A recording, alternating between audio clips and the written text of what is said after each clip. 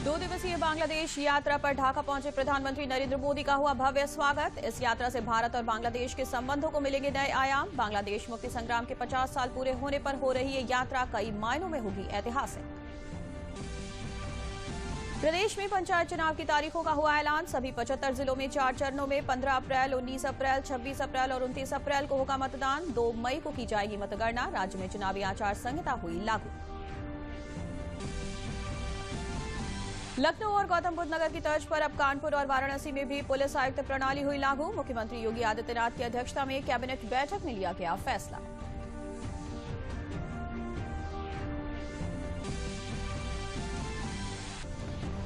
और मथुरा, वाराणसी, गाजीपुर और हाथरस सहित प्रदेश भर में बिखरे होली के रंग। रंगभरनी एकादशी के साथ शुरू हुआ उत्सव, रंग पंचमी तक रहेगा जारी।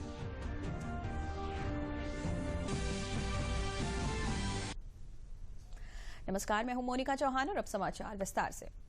प्रधानमंत्री नरेंद्र मोदी आज 2 दिन की यात्रा पर बांग्लादेश पहुंचे। बांग्लादेश की राजधानी ढाका पहुंचने पर बांग्लादेश के प्रधानमंत्री शेख हसीना ने प्रधानमंत्री मोदी का स्वागत किया और उन्हें गार्ड ऑफ ऑनर भी दिया।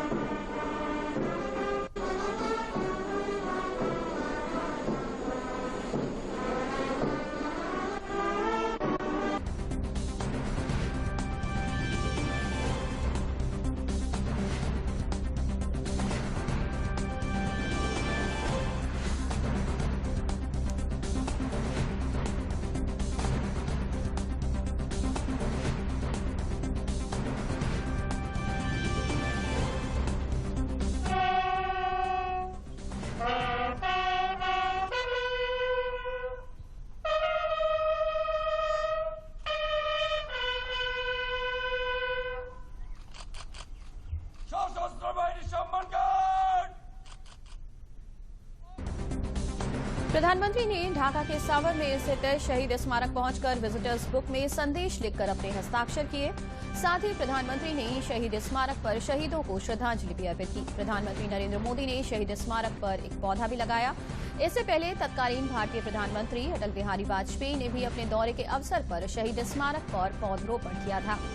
प्रधानमंत्री नरेंद्र मोदी ने एक ट्वीट में पौधरोपण के दौरान लगाई गई स्मृति पट्टिकाओं की तस्वीर साझा करते हुए इस बात की जानकारी लोगों को दी है।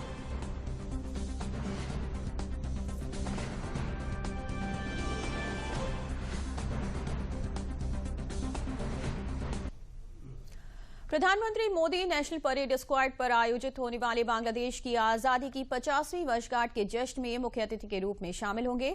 आयोजन की अध्यक्षता शेख हसीना करेंगी, जबकि समारोह के मुख्य अतिथि राष्ट्रपति अब्दुल हमीद होंगे। शाम को प्रधानमंत्री मोदी और शेख हसीना बंग बंधु बापू संग्रहालय का उद्घाटन करेंगे। अपने दौरे के दूसरे दिन शनिवार को प्रधानमंत्री मोदी गोपालगंज जिले के तुगीपाड़ा स्थित बंग बंधु शेख मुजीबुर रहमान के स्मारक पर भी जाएंगे। उस स्थान पर जाने वाली वो पहली गणमान्य भारतीय शख्सियत होंगे। प्रधानमंत्री पौराणिक परंपरा के 51 शक्तिपीठों में से एक प्राचीन जशोरेश्वरी काली मंदिर में देवी काली की पूजा अर्चना करेंगे और औराकांडी में मतुआ समुदाय के प्रतिनिधियों से संवाद भी करेंगे। शनिवार की दोपहर बांग्लादेश के प्रधानमंत्री कार्यालय में प्रधानमंत्री मोदी बांग्लादेश की प्रधानमंत्री शेख हसीना के साथ द्विपक्षीय वार्ता करेंगे। इस दौरान 5 समझौतों पर हस्ताक्षर होने की भी संभावना है। प्रधानमंत्री कुछ परियोजनाओं का डिजिटल माध्यम से उद्घाटन भी करेंगे। ये पूछा था आपका नाम क्या है?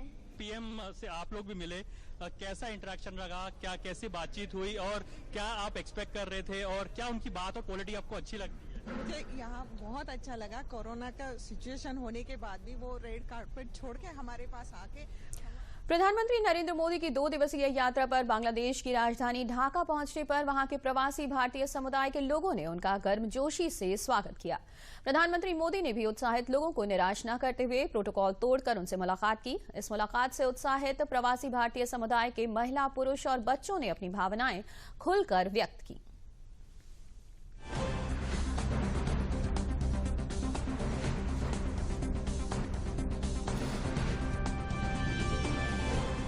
हमारी खुशी का कोई पार नहीं है। मोदी साहब जिस विजन और मिशन से यहाँ आए हैं कि दोनों मुल्कों की तरक्की, इंडिया और बांग्लादेश के करोड़ों अवाम की सबकी तरक्की के लिए आए हैं, तो खुदा ताला उनको बहुत तरक्की दे, उसलिए हम आए थे। और हम सोच रहे थे कि कैसा होगा, लेकिन मोदी साहब ने तो प्रोटोकॉल छोड़ के, रेड कारपेट छोड़ के आपकी आवाम के साथ, ये हिंदुस्तानी हजारों करोड़ों के साथ मिलने के लिए आप तो नजदीक आ गए सब। बहुत अच्छा लगा मुझे, और उन्होंने ये पूछा था आपका नाम क्या है। पीएम से आप लोग भी मिले, कैसा इंटरेक्शन रहा, क्या कैसी बातचीत हुई और क्या आप एक्सपेक्ट कर रहे थे और क्या उनकी बात और क्वालिटी आपको अच्छी लगती है? मुझे यहाँ बहुत अच्छा लगा। कोरोना का सिचुएशन होने के बाद भी वो रेड कारपेट छोड़ के हमारे पास आके हमको भी वेलकम करने का उन्होंने इतना बड़ा चांस दिया। ढाका में आके हमको बहुत खुशी हो गई। एक्चुअली कम्युनिटीज ढंग से देखती है कि एक प्राइम मिनिस्टर होकर के वो उन सब्जेक्ट्स को टच करते हैं जो कि आज तक किसी ने टच पहले नहीं किए। स्वच्छ अभियान, लाल किले पे खड़े होकर जो उन्होंने बोला कि भाई हमको हर गांव में टॉयलेट बनाना है, उससे पहले किसी ने नहीं सोचा। मैं भी एक गांव से बिलोंग करता हूं। जब बचपन में हमने भी देखा था, हम भी बाहर जाते थे, हमारे घर में भी बाथरूम नहीं था, तो हमको अपने पुराने दिन याद आ गए कि जब हमारे साथ ऐसा होता था तो कैसा फील होता था। भारत बांग्लादेश के संबंधों को साझी विरासत, भाषा, संस्कृति के मेल के साथ साथ स्वाधीनता संग्राम का संघर्ष और मुक्ति की साझी विरासत भी संबंधों को प्रगाढ़ करती है। पीएम की यात्रा ऐसे समय पर हो रही है जब वहां शेख मुजीबुर रहमान की जन्म शताब्दी यानी मुजिब बोस मनाया जा रहा है। पीएम अपनी यात्रा में बंगबंधु शेख मुजीबुर रहमान की समाधि पर पुष्पांजलि अर्पित करेंगे। शेख मुजीबुर रहमान, जिन्हें बांग्लादेश में बंगबंधु के नाम से जाना जाता है, शेख मुजीबुर रहमान न केवल बांग्लादेश के संस्थापक थे, बल्कि वह बांग्लादेश के पहले राष्ट्रपति भी थे। उन्हें बांग्लादेश का राष्ट्रपिता या जनक भी कहा जाता है।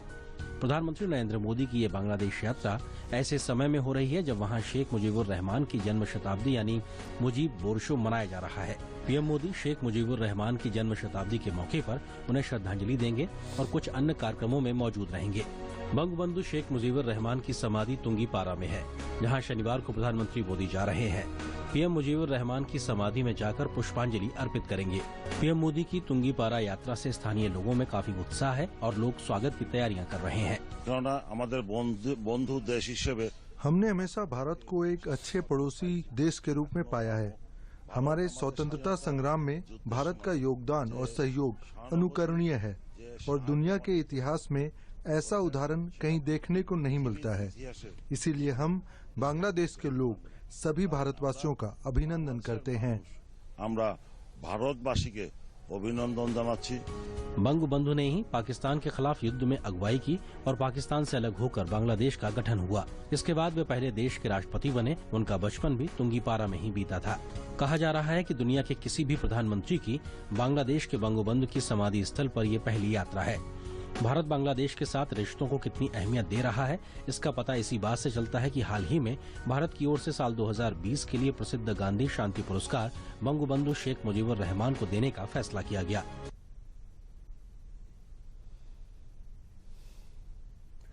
प्रधानमंत्री अपनी 2 दिन की यात्रा में अगले दिन ढाका से करीब 190 किलोमीटर दूर ओराकांडी में मतुआ समुदाय के मंदिर और 51 शक्तिपीठों में शामिल जशोरेश्वरी मंदिर भी जाएंगे। भाषा, संस्कृति और इतिहास की नींव पर बने 50 सालों के भारत बांग्लादेश के संबंधों में प्रधानमंत्री की यात्रा दोनों देशों के संबंधों को मजबूत करने में काफी अहम होगी।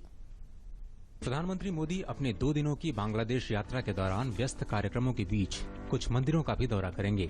इनमें से एक मंदिर है मतुआ संप्रदाय का। यह मंदिर मतुआ संप्रदाय की आस्था का सबसे बड़ा केंद्र है। बांग्लादेश के ओराकंडी में इसी जगह पर मतुआ संप्रदाय के संस्थापक हरिचांद ठाकुर का जन्म हुआ था। मतुआ के लोग कहते हैं कि जैसे भगवान राम की अयोध्या, जैसे श्री कृष्ण की मथुरा, उसी तरह से मतुआ के लिए ओराकंडी का ठाकुर नगर। हरिचांद ठाकुर रात के समय पेड़ के नीचे यहाँ आए, जहाँ उन्होंने गुरुचंद ठाकुर और उनके छोटे बेटे को अलौकिक तरीके से दिखाया कि यहाँ मंदिर है जिसमें भगवान लक्ष्मी नारायण की मूर्ति स्थापित की गई है। और भक्त भगवान की पूजा अर्चना कर रहे हैं। बाद में हरचांद ठाकुर के इसी वर्णन के अनुसार वहां मंदिर की स्थापना की गई। प्रधानमंत्री नरेंद्र मोदी की बांग्लादेश यात्रा का एक पड़ाव ओराकंडी भी है। पीएम इस पवित्र मंदिर में आकर गुरु हरचांद ठाकुर की प्रतिमा के दर्शन करेंगे और पूजन अर्चन करेंगे। ओराकंडी में प्रधानमंत्री मतुआ संप्रदाय के लोगों से मुलाकात करेंगे, साथ ही एक सभा को भी संबोधित करेंगे। बांग्लादेश बनने के बाद बहुत से मतुआ भारत आ गए।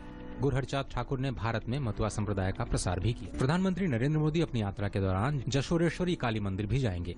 ये मंदिर मां की 51 शक्तिपीठों में से एक है। हिंदू मान्यताओं के मुताबिक भारत और पड़ोसी देशों में मां के कुल 51 शक्तिपीठ हैं, जिसमें लोगों की अगाध आस्था है। This शक्तिपीठ is from in Satyayug and the Lord Honorary was built this mandir in previous and ancient age. Bangladesh स्थित सतकीरा के इसी जशेश्वरी शक्तिपीठ से प्रधानमंत्री नरेंद्र मोदी अपनी यात्रा के दूसरे दिन की शुरुआत पूजा अर्चना के साथ करेंगे। पड़ोसी सर्वप्रथम और वसुधैव कुटुंबकम प्रधानमंत्री नरेंद्र मोदी की विदेश यात्रा और भारत की विदेश नीति का सर्वोच्च बिंदु है। इससे पहले 2015 में अपनी बांग्लादेश यात्रा के दौरान भी पीएम मोदी ने सांस्कृतिक रिश्तों को मजबूती देते हुए मंदिरों का दौरा किया था।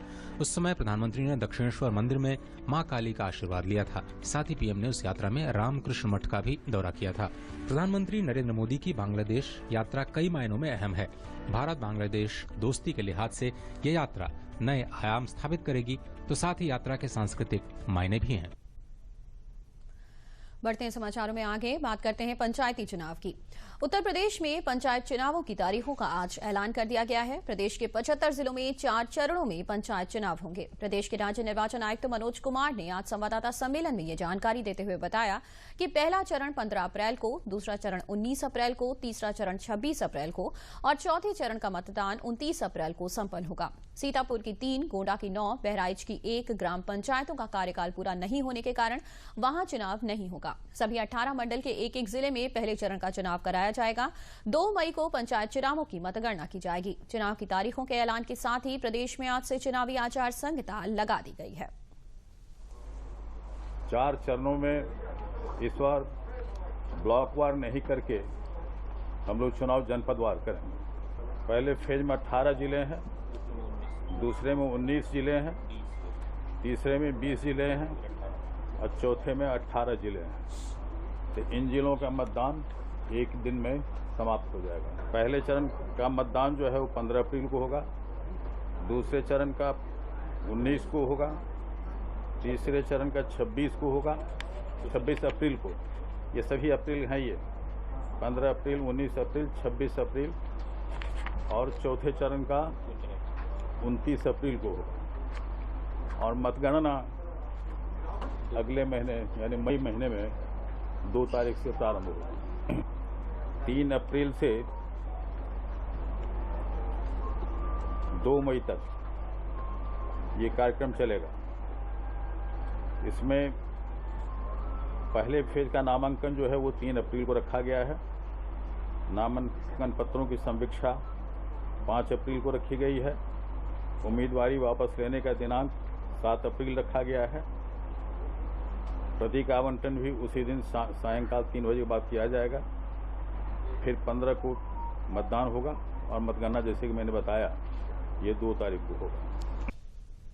राजधानी लखनऊ और गौतम बुद्ध नगर की तर्ज पर अब प्रदेश की औद्योगिक राजधानी कानपुर और प्रधानमंत्री नरेंद्र मोदी के संसदीय क्षेत्र वाराणसी में भी पुलिस आयुक्त प्रणाली लागू कर दी गई है। मुख्यमंत्री योगी आदित्यनाथ की अध्यक्षता में मंत्रिपरिषद की बैठक में ये अहम फैसला लिया गया। इस व्यवस्था में शामिल सभी 4 शहरों की शांति और कानून व्यवस्था, अपराध नियंत्रण, महिला अपराध नियंत्रण और यातायात प्रबंधन आदि को लेकर प्रत्येक 6 माह में समीक्षा की जाएगी और नई पुलिस आयुक्त व्यवस्था का मूल्यांकन किया जाएगा। इस फैसले के तहत कानपुर और वाराणसी में पुलिस आयुक्त, संयुक्त पुलिस आयुक्त, अपर पुलिस आयुक्त, पुलिस उपायुक्त, अपर पुलिस उपायुक्त और सहायक पुलिस आयुक्त को कार्यपालक मजिस्ट्रेट के अधिकार दिए जाने के संबंध में अधिसूचना जारी किए जाने के प्रस्ताव को भी मंत्रिपरिषद ने अनुमोदित कर दिया है। नई व्यवस्था में कानपुर और वाराणसी को 2-2 हिस्सों में बांटा गया है। वाराणसी को नगर और ग्रामीण तथा कानपुर को नगर और आउटर के रूप में बांटा गया है। दोनों ही जिलों में नगर में पुलिस कमिश्नर जबकि ग्रामीण और आउटर में पुलिस अधीक्षक को कानून व्यवस्था संभालने की कमान सौंपी जाएगी।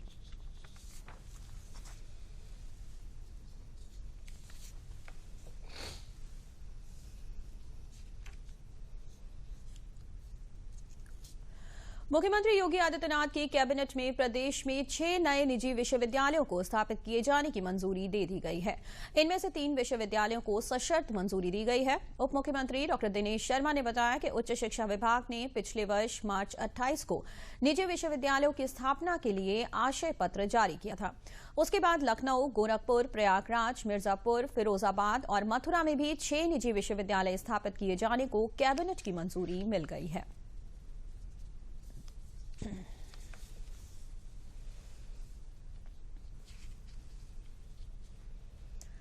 झांसी में बेतवा नदी के तट पर बसे एरच में इस वर्ष होली का उत्सव क्षेत्र के लोगों के लिए दोगुना होने वाला है। इस वर्ष वहां होली का त्योहार एरच महोत्सव के रूप में भव्यता से मनाया जा रहा है। महोत्सव को लेकर शासन ने पर्यटन विभाग को 5 लाख का बजट दिया है।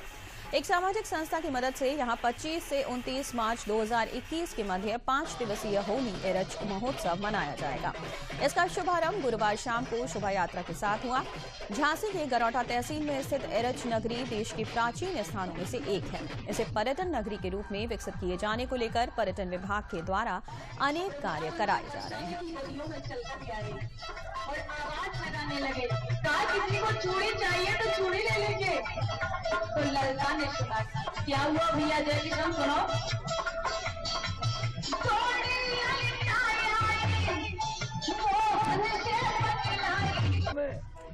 जो एरच का ऐतिहासिक, सांस्कृतिक और पर्यटन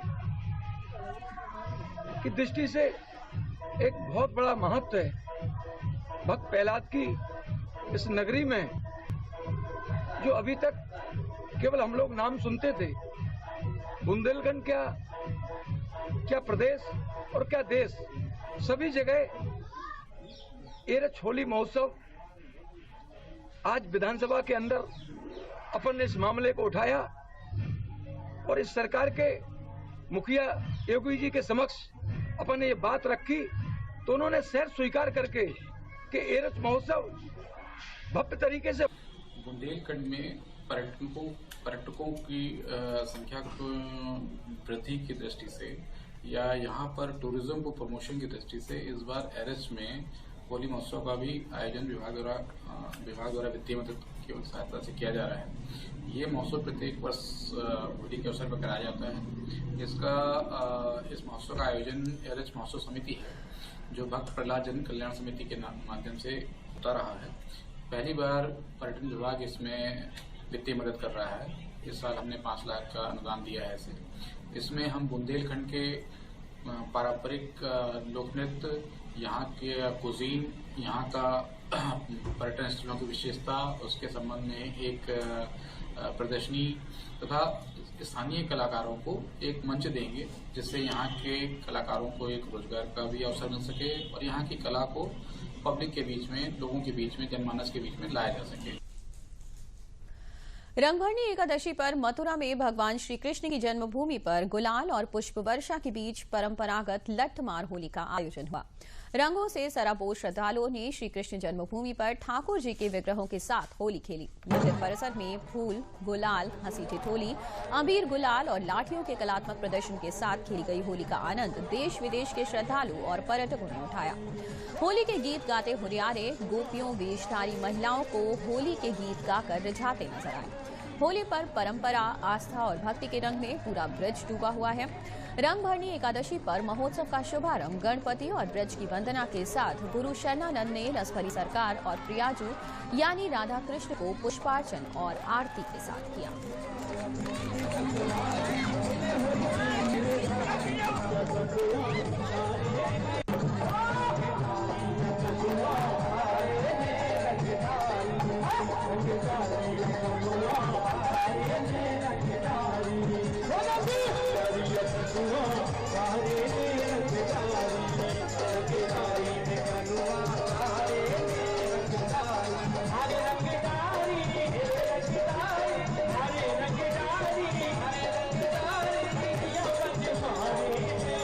अच्छी मनाई गई है, पिछली बार से बहुत बेहतर है, बहुत अच्छा लग रहा है इसमें। बहुत अच्छी लगी, लठमार होली बहुत अच्छी है, पहली बार देखी हमने। ये सौभाग्य है कि हमें एकादशी के दिन बिहारी जी के साथ परिक्रमा लगाने का मौका मिल रहा है। ये तो हमारे लिए एक अवसर से भी, होली से भी ज्यादा खुशी की चीज हो गई है। थे, लेकिन आज बहुत ही ज्यादा अनुभव हो रहा है। खुशी है ठाकुर जी का ये साल में एक बार त्योहार आता है, इससे सभी अपेक्षा से बढ़ के है और बार बार आना चाहेंगे। यही प्रार्थना है भगवान जी से कि बार बार बुलाए, उनके आशीर्वाद से रहें। मैंने होली देखी और मैं तो यहाँ पे बचपन से आ रही हूँ अंकल। मेरा यहाँ का होली इतना फेवरेट है कि मैं हमेशा आती हूँ। बहुत अच्छी होली है, विश्व प्रसिद्ध होली है, सब जानते हैं, बहुत बेहतरीन होली होती है। जी नहीं, हमने ऐसी होली कभी नहीं देखी। पिछले 3 सालों से हम लोग लगातार आ रहे हैं। काफी जबरदस्त होली होती है और हम लोग आगे भी लगातार आते रहेंगे। कन्हैया के धाम में आकर के उत्साह ही उत्साह है, बहुत मजा आता है।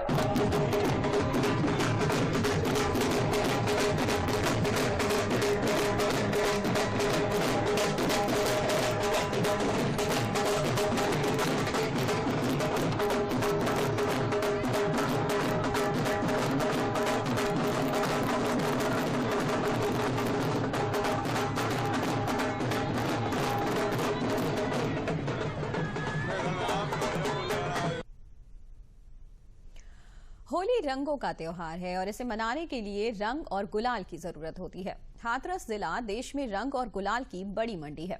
हाथरस में बड़े पैमाने पर होली के रंग बनते हैं। यहाँ तरह तरह के रंग, गुलाल और स्प्रे तरह तरह के नामों से बाजार में हैं। देश के सुदूर इलाकों से व्यापारी रंग खरीदने हाथरस आते हैं। ये कारोबार सदियों पुराना है। हजारों लोग इस कारोबार से जुड़े हुए हैं। हाथरस से रंग दूसरे प्रदेशों के साथ साथ विदेशों में भी जाता है। हाथरस के विक्रेता स्किन फ्रेंडली हर्बल कलर का प्रयोग करते हैं और जिससे इसकी मांग बढ़ रही है।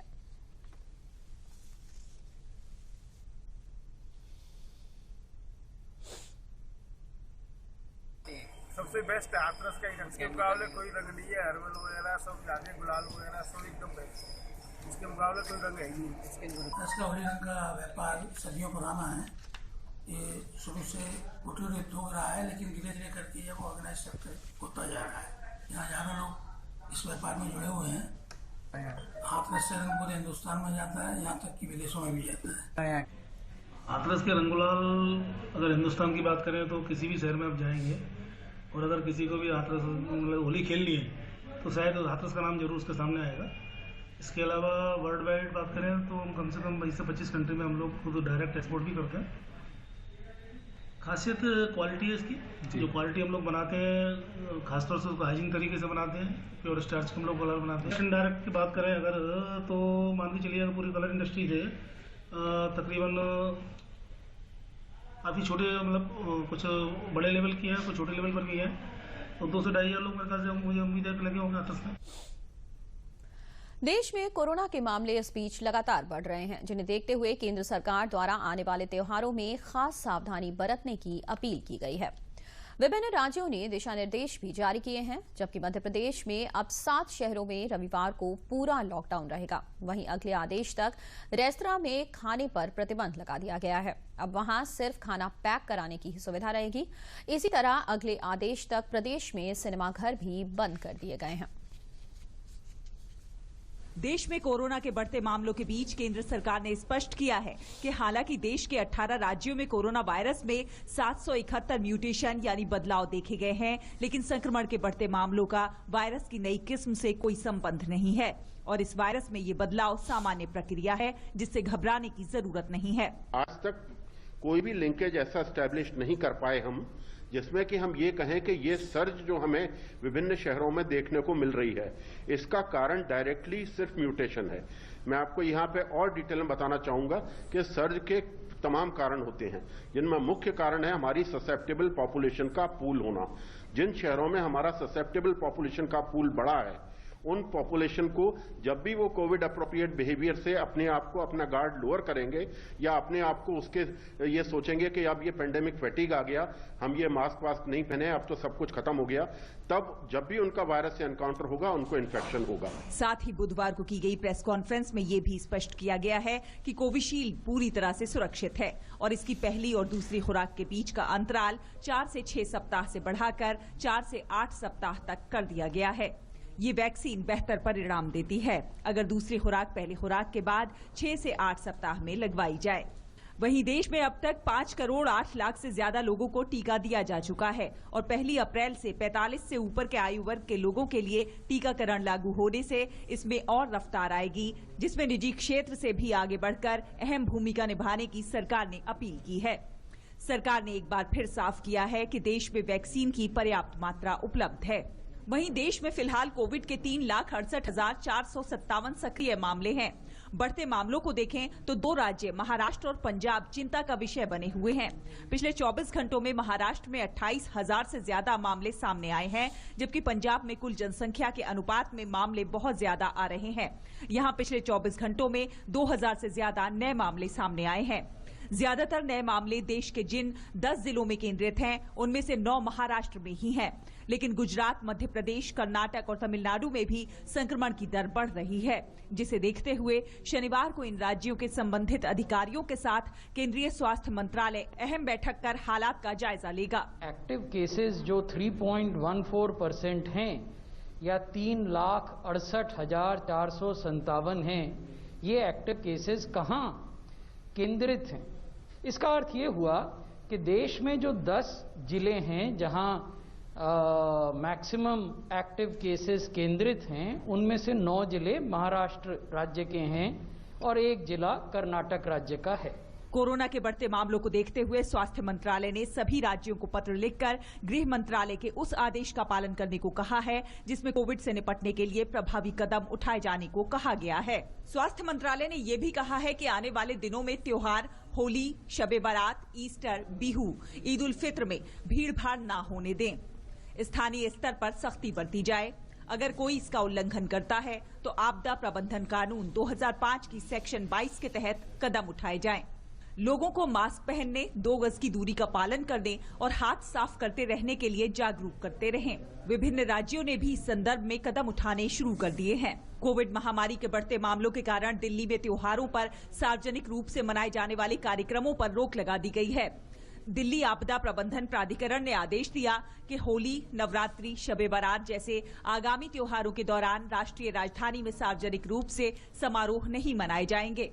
कोविड-19 के मामलों में वृद्धि को देखते हुए मुंबई में 28 और 29 मार्च को निजी एवं सार्वजनिक स्थानों पर होली मनाने की अनुमति नहीं होगी।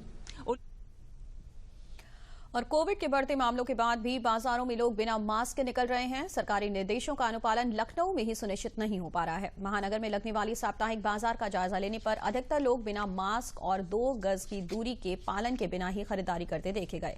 लोग अभी समूह में एक जगह एकत्रित हो रहे हैं। चिकित्सा विशेषज्ञों का कहना है कि यदि जनता ने खुद भी सजगता न दिखाई तो कोविड के दूसरे चरण में हालात और भी बिगड़ सकते हैं।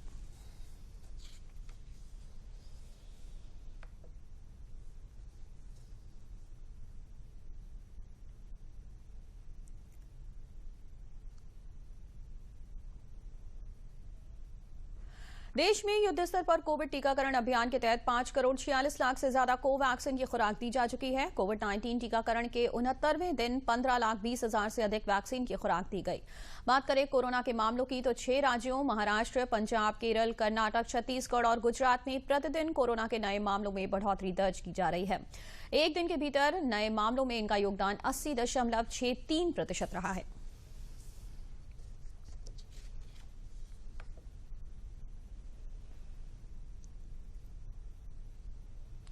संसद का बजट सत्र कल संपन्न हो गया। लोकसभा में 114%, जबकि राज्यसभा की 90% उत्पादकता रही। संसद के दोनों सदनों के सत्र में 18 बिल पारित हुए और बजट को भी मंजूरी मिली। इसी के साथ समाचार समाप्त हुए। नमस्कार।